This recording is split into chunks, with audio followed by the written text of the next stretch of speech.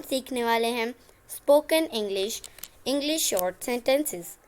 तो दोस्तों ये वीडियो उनके लिए है जिन्होंने अभी अभी इंग्लिश बोलना शुरू किया है, जो बिगनर्स हैं, और ये सेंटेंसेस आप अपनी डेली लाइफ में यूज़ कर सकते हैं।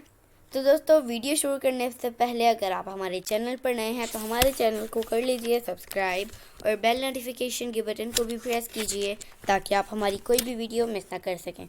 तो चलिए शुरू करते हैं अपना आज का lesson. Spoken English short sentences. सारे कपड़े इस्त्री कर दो। सारे कपड़े इस्त्री कर दो। Iron all the clothes. Iron all the clothes. इस लड़के को यहाँ काम करने दो। इस लड़के को यहाँ काम करने दो।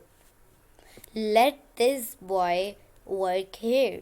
Let this boy work here. गरीबों की मदद करो। गरीबों की मदद करो। Help the poor. Help the poor. उन्हें जाने दो। उन्हें जाने दो।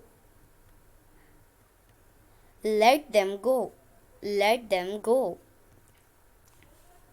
थोड़ा सा और पानी मिले तो add a little more water. Add a little more water. तो दोस्तों ये था आज का हमारा लेसन। उम्मीद है आपको ये वीडियो पसंद आई होगी।